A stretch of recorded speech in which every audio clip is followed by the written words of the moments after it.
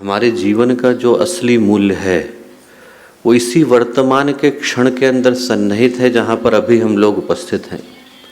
यदि आप मनुष्य के जीवन का मूल्यांकन करके देखें कि हम लोगों की दृष्टि किधर है, तो महसूस करेंगे कि या तो व्यक्ति की दृष्टि उधर है जिधर गुजरा हुआ कल है, जिसको हम लोग अतीत कह करके पुकारते हैं, या फिर व्यक्ति की दृष्टि उधर है जिधर आने वाला कल है, जिसको हम भविष्य कह करके पुकारते हैं।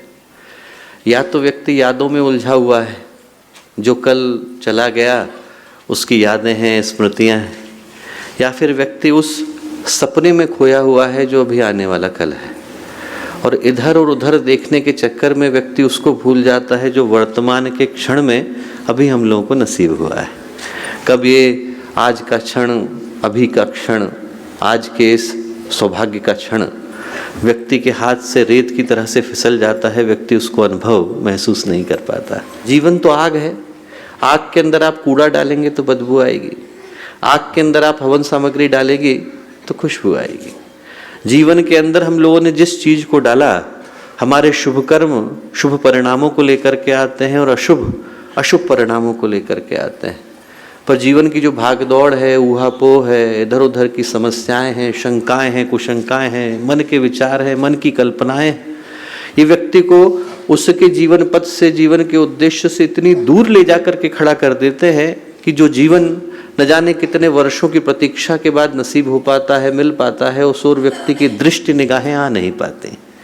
और उधर हम लोगों की दृष्टि आ सके, उधर हम लोगों की निगाहें आ सके, हमारे जीवन का पथ, जीवन का दृष्टिकोण, जीवन की शैली उस जगह पर सन्निहित हो सके जहाँ जाने पर व्यक्ति को जीवन में सौभाग्य और कल्याण और शुभ और मंगल प्राप्त हो पाते हैं। उस ओर दृष्टि लाने का कार्य गुरु जैसी आध्यात्मिक चेतना करती है। एक प्रसिद्ध तपस्वी हुए, वो कहा करते थे कि गुरु अपने शिष्य को तैयार 4 तरीकों से करते हैं। पहला, घर्षण, घिस करके देखते हैं कि अभी हमारा बच्चा, अभी हमारा शिष्य, अभी हमारा अपना, अभी हमारा अंग अवयव हमारे भरोसे के काबिल हो पाया कि नहीं, उसको हम पर भरोसा आया कि नहीं, उसको अपने ऊपर भरोसा आया कि नहीं। अमीर खुसरो के जो गुरु थे वो उनकी परीक्षा लेने के लिए उनको कहाँ लेकर के गए? शराब के कोठे पर लेकर के गए।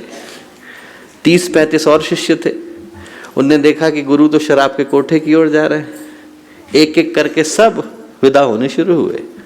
अंत में अमीर खुसरो अकेले खड़े रह गए। तब गुरु ने सिर पर हाथ रखा तो खुसरो को नजर आया, न वहाँ कोई शराब है, न वहाँ पर कोई कोठा है, वहाँ पर तो परमात्मा विद्यमान है। गुरु परीक्षा लेते हैं ये देखने के लिए कि हमारे प्रति शिष्य के मन में भरोसा आ पाया कि नहीं।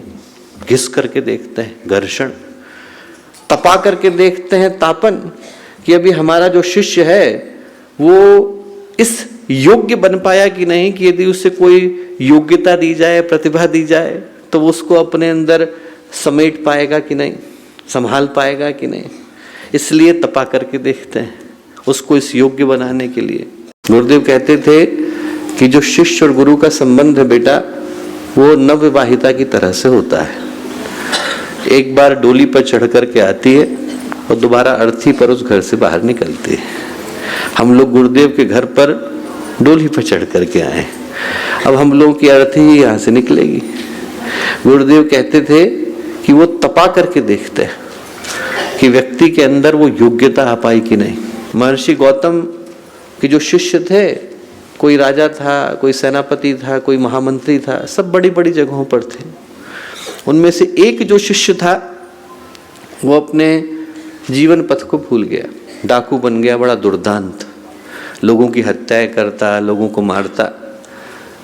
महर्षि गौतम को पता चला तो उससे मिलने के लिए जंगल में गए, जहाँ वो लोगों को मारता था, उनके ऊपर हत्याएं करता था, अपराध करता था, हिंसा करता था।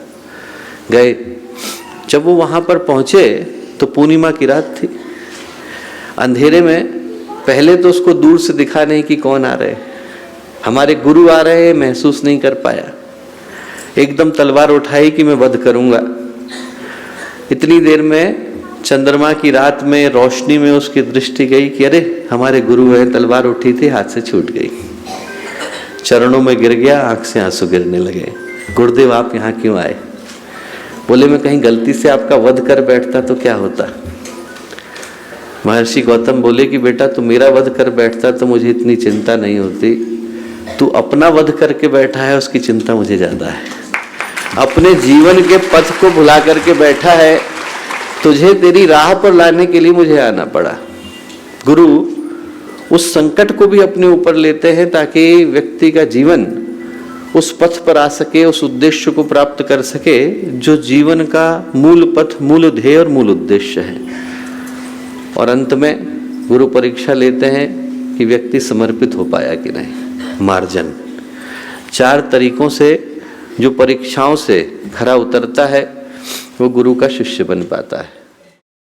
हमारे YouTube चैनल शांति कुंज वीडियो गायत्री परिवार को सब्सक्राइब करें एवं बेल आइकन जरूर दबाएं ताकि गायत्री परिवार की विभिन्न गतिविधियों की जानकारी आपको मिलती रहे।